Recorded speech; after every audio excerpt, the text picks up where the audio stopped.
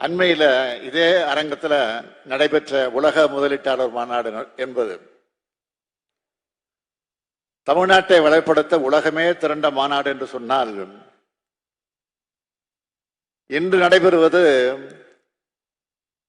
உலகத்தை வளப்படுத்த சென்ற தமிழர்கள் கொண்டாடும் மாநாடு. இது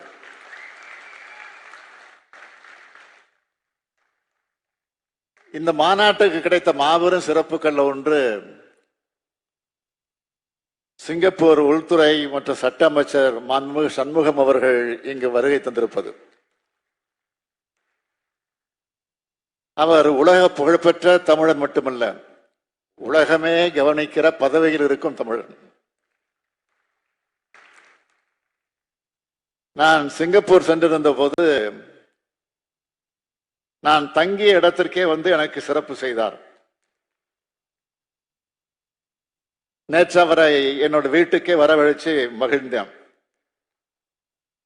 அவரை இன்றும் என்றும் வாழ்த்தி வரவேற்கிறேன்.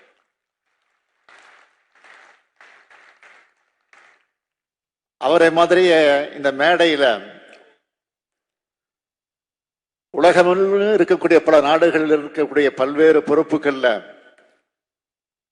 அறிவால் ஆற்றலால் தமிழர்கள் தலை நிமிர்ந்து நிற்கிறவங்க என்பதற்கு சாட்சியா அமர்ந்திருக்கக்கூடிய அனைவரையும் நான் உள்ளபடியே மனதார வரவேற்கிறேன், வாழ்த்துகிறேன்.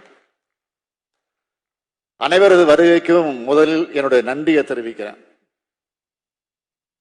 மேடையிலும் எதிரிலும் அமர்ந்திருக்கும் உங்களை எல்லாம் பார்க்கும்போது எனக்கு பெருமையா இருக்கு.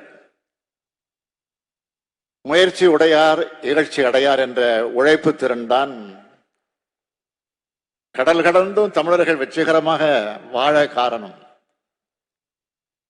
இப்படி புலம்பெயர்ந்த நம் தமிழ் சொந்தங்கள் அந்த நாடுகளோட வளர்ச்சிக்கும் உயர்வுக்கும் முதுகெலும்பா இருந்து வர்றவங்க. தமிழின தலைவர் கலைஞர் அவர்களால் 2010ஆம் ஆண்டு வெளிநாடு வாழ் தமிழர்களுடைய துயரங்களை களைய வெளிநாடு வாழ் தமிழர் நலப்பிரிவு உருவாக்கி அரசாணை வெளியிட்டதோடு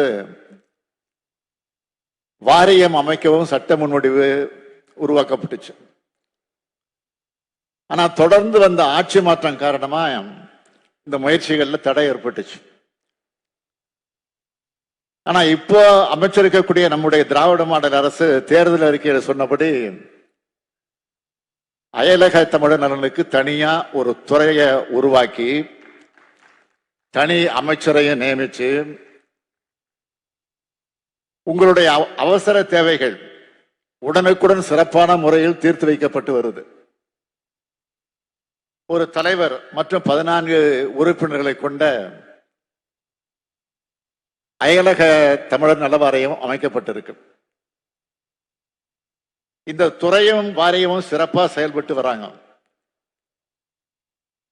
வெளிநாடுகள்ல நிரந்தர குடியுரிமை உள்ள தமிழர்களுடைய குழந்தைகளுக்கு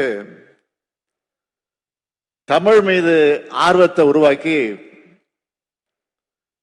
தமிழ் இணைய கல்விக் கழகம் மூலம் தமிழ் கற்றுத்தரப்படுது. வெளிநாடுகளில் கைது செய்யப்படுகிற சூழலுக்கு ஆளாகிற தமிழர்களுக்கு உரிய சட்ட உதவிகள் வழங்கப்பட்டு வருது. அயல்நாடுகளில் உதவி தேவைப்படுற தமிழர்களுக்கு ஒன்றிய அரசோட வெளியுறவு அமைச்சகம் மற்றும் தொடர்புடைய இந்திய தூதரகத்தோடு இணைஞ்சு உரிய நிவாரண நடவடிக்கைகளை இந்த துறை சிறப்பா செஞ்சுக்கிட்டு வருது.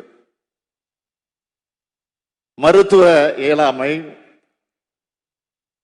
மற்றும் பல்வேறு காரணங்களால் தாயகம் திரும்ப முடியாம கஷ்டப்படுற தமிழர்கள் அவங்க தாய் நாட்டுக்கு அழைச்சிட்டு வரவும், அங்க இறக்க நேரிடும் தமிழர்களுடைய உடல்கள் இந்தியா கொண்டு வரவும்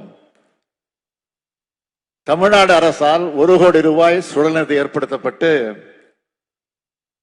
தமிழர்களுடைய துயரங்களை துடைக்கிற பணி உரிய முறையில் செய்யப்பட்டு வருது. முகவர் மீதான புகார், நில அபகரிப்பு புகார் தொடர்பா 53 இனங்கள்ல தீர்வு காணப்பட்டிருக்கு.